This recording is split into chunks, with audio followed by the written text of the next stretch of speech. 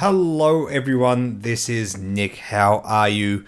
I am back and I am ready and raring to talk about all of this new stuff from FFG. Now, first of all, if I sound a little bit hoarse, it's because I spent last night sleeping on an aeroplane, which by rights no human being should ever have to do. And in case any of you guys missed it, yes, I spent the last 10 days in Japan on holiday, sort of holiday and business kind of stuff. I do a little bit of import work here in Australia, which is why I went. And yes, within 24 hours of me landing, FFG dropped one of the biggest articles of the year, which made me a tad salty. But a lot of you messaged me and said, hey, don't worry, we're more than happy to wait for you to make the video. We understand. I really do appreciate that, by the way, guys. Thank you so much for sending those messages. Now, before we dive into all the details here, we're going to talk about these Republic expansions today. Just a few quick comments on everything going on here. We also had revealed that the TIE Striker and Z95 for the Scum faction is going to be released in this wave. Now, I'm not going to make any videos specifically on them. This is just all the same stuff that we already have from the conversion kits. Nothing new to reveal. I will just quickly say that it's cool that FFG have put the Z95 specifically on the Scum faction. Just like in Wave 1, they did the Y-Wing specifically for the Rebellion. My initial thoughts on that was it kind of sucks that we have to buy one for each faction, but at the same time, the buying patterns of a lot of X-Wing players seems to be very much focused on one faction or the other. So if we bought things that had content from both that might cost more, it probably just makes more sense to do them separately for each faction. So I'm guessing at some stage we will see the Y-Wing on the Scum faction and the Z95 on the Rebel faction, and every other ship that's on multiple factions will get separate releases. And that's just probably a good thing. Also, commenting more broadly on the type of products FFG are releasing in terms of these bulk packs for the Clone Wars ships and factions, that kind of stuff, not including core sets in Wave 2. I think all of these moves is actually a very, very good thing. As I was just saying, we as a community tend to want to buy things within factions, and we tend not to want to get things that have a little bit from every other faction. And I think because of that, FFG has shied away from doing the TFA core set, for not doing a core set for the Clone Wars. I think that's both a very strong move. Indeed, I really like the look of these bulk packs, both for the Republic and for the CIS. I think it's a very strong move, not having to get like one or two ships from another faction, not having to rebuy all the templates and damage deck and all that kind of stuff, but still being able to buy into a faction and getting basically a bulk lot of all the generic cards is really, really good. I think this is a very, very strong move. And I would love to see this for the First Order and the Resistance as well. It makes sense that FFG haven't done that for Wave 2 because a lot of us already have those ships. The market has already been flooded with the TFA ships since, a couple of years ago now. So getting bulk packs of those doesn't make as much sense, but maybe down the track that'd be a good thing to sort of ingratiate new players. So basically, no matter what faction you want to buy, you can buy a bulk pack with most of the upgrades. If it's any of the original 5 factions, you can get a conversion kit. If it's one of these new ones, you get one of these kits. And you basically have a bulk lot of all the generic upgrades. That's a really smart thing to do, I think. Yeah, mad props to FFG. I think they really listen to the community in terms of us not wanting to buy out of faction or spending too much on a ship just to get upgrades. I think they're moving away from that business model, and that's a very, very positive thing. Right. Let's talk about these ships. In this video, we're going to talk about the Republic specifically because I have to make a video on each of these. There's just way too much to talk about. For each of these 2 new factions, we have 3 expansions. And rather than talk about those expansions specifically, I'm going to go through them ship by ship because in each of those factions, we have 3 ships revealed. One of those ships on each of those factions actually come in 2 of those expansions. In the case of the Republic, we have the Jedi Starfighter in both a separate expansion pack and the bulk pack, which is the Delta 7 Starfighter. Now, unfortunately, FFG did not give us a high-res image of one of these pilot cards, which I do find a bit disappointing, to be honest. I really wish they wouldn't do that in these articles. But we do have a full shot here on the spread of the Jedi Knight. An Initiative 3, Force user, 1 recurring Force charge. The stat line of the ship is 2 red dice out the front, 3 agility, 3 hull, and a shield. So basically an FO TIE Fighter, if you want to look like that. The action bar is Force, a purple evade, target lock, barrel roll, and boost. Now, these purple actions have not been explained in this article, but I think we can pretty much guess what's going on here. I'm pretty confident in saying that this is going to be an action that requires you to spend a force charge. Basically, instead of stressing out your ship, you get the option of using a different resource, which is really, really cool. We actually see this on a couple of other cards as well, not just pilot cards. If you take a look at these upgrade cards down the bottom, for example, in the bottom right-hand corner, there is a card that grants your ship a purple coordinate. We don't know what this card is, what upgrade type it is, but we do know that it's going to be available to the Jedi Starfighter in some kind of way, which is really, really cool. Also, just talking about all the stats, if we have a look at the bottom left-hand corner of the spread, we also have the Delta 7B, which adds a red dice but removes 1 agility and adds 2 shields, which actually makes it more like a T-70 X-Wing in terms of its stats, which is something you might want if you want this to be more of a brawler. Very interesting. The dial is difficult to quantify. It's very similar to a Kirax fighter dial, except it also has a 5 forward, has an extra K turn, and instead of Talon rolls, it has S loops. So almost a strict upgrade on the Kirax fighter dial, although you can't really compare S loops to Talon rolls, but in my eyes, it is pretty much a better dial. Not quite like a TIE dial, not really that versatile, but it seems to have good flexibility at close range and a decent amount of blue, not a great deal. Just seems like a pretty decent overall dial, nothing really to write home about. What does make this really good is its baked-in ability. After you fully execute a maneuver, you may spend 1 force to perform a boost or barrel roll action. This, in my eyes, is comparable to auto thrusters on a TIE Interceptor, very, very potent. The ability to take 1 of these per turn for free without stressing your ship is excellent. It's going to mean that more force tokens is going to be highly coveted on this platform, and basically, in my opinion, negates the sort of mediocrity of this dial. It's going to be able to move around with a high amount of flexibility regardless, which is really, really cool to see. In terms of the pilots, we can see sort of half of their abilities. They're all Jedis. Ahsoka Tano's here, Anakin Skywalker is here, and that's about it. And just jumping over that bulk pack, we can see that we do have a few different pilots in this one. Indeed, it doesn't look like we get Anakin in this. We do get that Jedi Knight. Now, I don't know if the 2 pilots on the right here are meant to be other generics. I am somewhat concerned about that. I do believe that every single generic pilot should be in both packs. Otherwise, that does limit the options when you're buying these packs. So just be careful of that, guys. We'll talk a bit more about that when more is revealed. But we do have Obi-Wan Kenobi revealed here on the left-hand side of this spread as well, which is really, really cool to see. So an interesting collection of stuff. It doesn't feel as much as an ace like a TIE fighter. Doesn't feel as much like a brawler as a Kirax fighter. Seems like it'll be a bit more versatile. But I do think the fact that every single pilot has force tokens is going to push it a bit more into the realm of being an ace. One card that we did get a high-res image of was this configuration here. Just be aware, unless this ship can take 2 configurations, which no ship can do so far, it cannot take this and the Delta 7B. Calibrated laser targeting. While you perform a primary attack, if the defender is inside your bullseye firing arc, add 1 focus result. Which of course is fantastic if every single pilot has force tokens. So yeah, pretty decent there. It's almost like for these force users you have a permanent crack shot, which seems very, very decent, can boast some nice aggressive stats. I'm going to guess that this is not going to have access to Delta 7B and this. It just seems like a little bit too much firepower than this ship wants to be playing around with. Okay, let's move over to the ARC 170, a ship previously in the game on the Rebellion faction. Is not included in the bulk pack this time around. You can only get it as a separate expansion, and something I would like to see, but I'm not too sure based on this spread. But it would be very useful if we had multiple tiles for these generic pilots, because it means you could take your existing Rebel arcs and reuse them so you have 2 on the Republic, as long as we get extra copies of those ship tiles and those pilot cards. Based on this spread, it does not look like that's included, which is a bit disappointing. But nevertheless, when more gets revealed, let's watch out for that. Now, we don't have a whole lot revealed here. Remember, on the Rebel faction, there is a huge focus on Junkyard Rebels when it comes to the ARC 170. So when we're looking at the Republic, we're probably going to look at different kinds of archetypes. Indeed, it seems from the 1 pilot card we do have revealed here, Sinker, that we have a bit of formation flying stuff going on.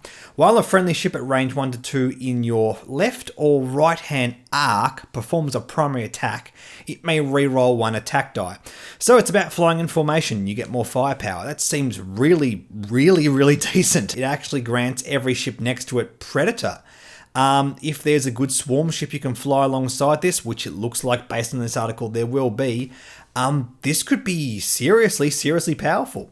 Apart from that, we have all the Arc 170 stats that we already know from the Rebel Arc. It is worth pointing out, unlike other ships in 2nd edition, this is a straight conversion to Republic to a Rebel. There is no difference in these ships, not like the Millennium Falcon, which is 3 different ships, depending on which faction it's on.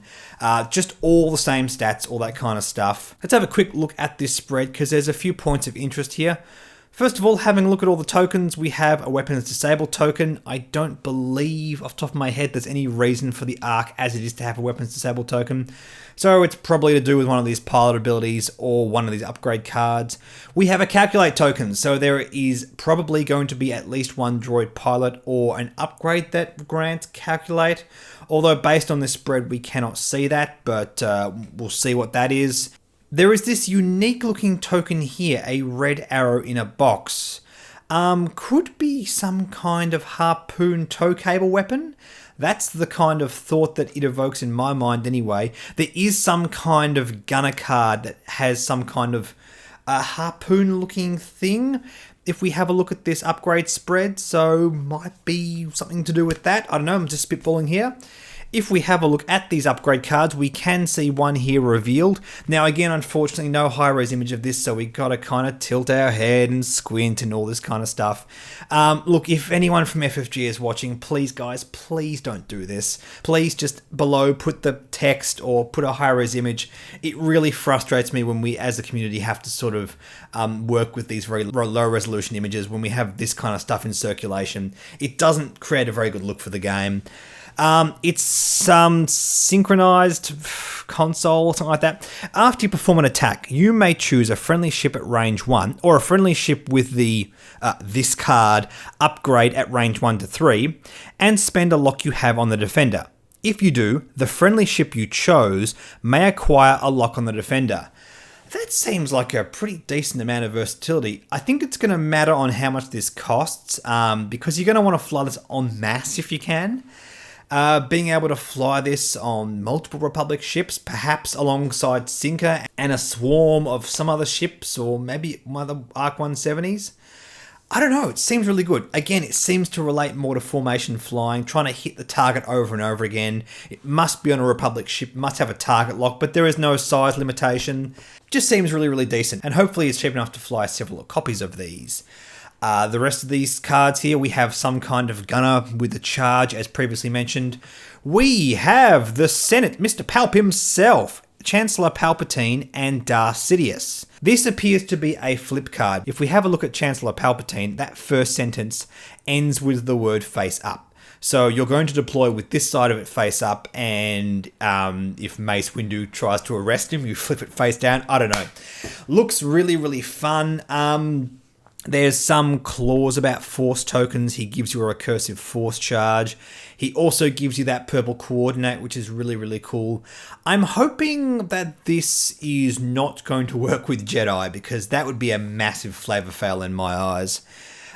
Maybe on the Darth Sidious side, he says, oh, you can't use your force tokens on other ships or something like that. Maybe leaning into an entirely different strategy that a lot of other things offer.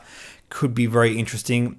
Something about friendly ships at range 0 to 2 and something like that. He's some kind of support card. It's going to be similar to Palp on the Empire, I imagine.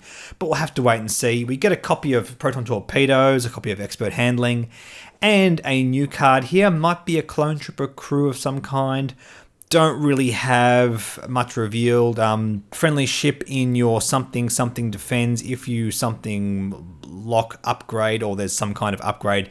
It looks like it's going to help friendly ships. It's going to be about formation flying. Looks cool, but I can't really comment until we have more information on this one. Let's move on to the final ship we have here, the V-19 Torrent Fighter. FFG didn't really give us a lot of high resolution images in this article, and it's very difficult to decipher this. Even now that I'm back home, I'm back at my computer screen, I have another high resolution monitor, it's very difficult to work out a lot of this stuff.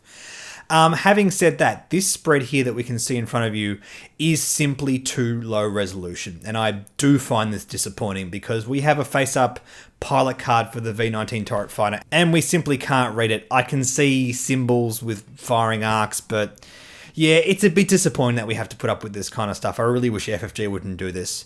But what we can see, some of its stats: 2 red dice out the front, 2 agility, and 5 hull, I think that is. The action bar is focus, evade, target lock, and barrel roll to red evade. So overall, its stat line is sort of close to a TIE Fighter. Has a bit more hull, but 1 less agility, has target lock, has a linked action, so you can make the argument it's just a bit better than a TIE Fighter. I don't know, it's a bit hard to pin down. We can see the dial here, thanks to this article as well. It seems to be a fairly uninteresting mid-range dial. A lot of red on this, so definitely worse than a TIE Fighter. I'm kind of using that as a comparison because I see this as very likely being some kind of swarm fighter on the Republic. If that's the case, it might be a great option to fly alongside these sort of support role arcs, maybe Palpatine alongside these things. Who knows? Not enough real information to sort of comment on that kind of stuff now, but we're seeing these archetypes kind of form with the very little amount of information we have right now. Apart from that, not really much information on these. We have multiples of generic pilots. You do get 2 in the pack, which is cool to see. 1 guy, initiative 3, 1 4, 1 5, who knows. Not too much to go on right now, but it looks like we are going to want multiple copies of these, so it does make sense to put multiple copies of these in the bulk pack. Actually, while we have this spread up as well, let's just talk about some of the other game elements we get in here, because there's some cool stuff here. First of all, there's some kind of cloud thing that comes out the back of one of your ships. Looks like a tiny rigged cargo chute of some kind. We get some new obstacles, 3 of these red clouds, which reminds me of an episode of the Clone Wars, in case you guys haven't watched that. There's an episode where Ahsoka and Anakin and a group of clones have to fly through like a nebula with a swarm of Y-wings to sort of warn a clone medical facility of an impending CIS attack. It's sort of like an EM field that disables your ship. I'm looking specifically at these ion tokens, and I'm wondering if there's something to do with each of those. Could be really, really interesting. Apart from that, a bunch of tokens that we expect to go alongside these ships, and as previously stated, a bulk lot of all the cards that are generic. Also, a new one as well. Brilliant Evasion, a force upgrade. While you defend, if you're not in the attacker's bullseye firing arc, you may spend 1 force to change 2 of your eyeball results to evade results. I like this a lot. I think it has to be relatively cheap to justify taking. It's not a huge upgrade on the regular spending of a force token on defense, but the amount of upside it potentially has is very, very good. Having more flexible options with your force tokens, which are always there incidentally, feels very, very strong to me. Now, it doesn't do anything unless you roll 2 eyeballs. It is worth pointing that out. And I think for that reason, you want to stick this mainly on 3 agility ships. You're probably not looking at X-Wings. You're probably not looking at the Delta Bs for this one. But all your named Jedi, your Darth Vader, your Inquisitors on the Empire, this does seem like a strong option. It really does depend on the points. It has to be cheap enough. But I do think just having a look at the generic cheap force upgrades, there isn't anything that really jumps out at me as being an auto-include. There is a lot of hype right now around supernatural reflexes. I think instinctive aim has a good home in some builds, specifically on Luke Skywalker. But there's no like 2, 3, 4 point force upgrade that seems to be used en masse right now. And perhaps this might just be the one that fits that role. Something that has a nice passive effect, something defensive that means you can fly potentially 4 of your force users into the late game. Could be really, really cool. Perhaps this is the card that's going to make the 4 of Inquisitor or the 4 of Jedi Knight a viable list. Some interesting food for thought anyway. That's it for this video, guys. Thank you so much for watching. Stay tuned. Coming up next, I'll do a video on all the CIS content that was revealed. In the meantime, do not forget to like and subscribe. Like me on Facebook, follow me on Twitter and Reddit. Please consider supporting our Patreon. Thank you so much to all of my existing patrons. I will catch you guys in the next video.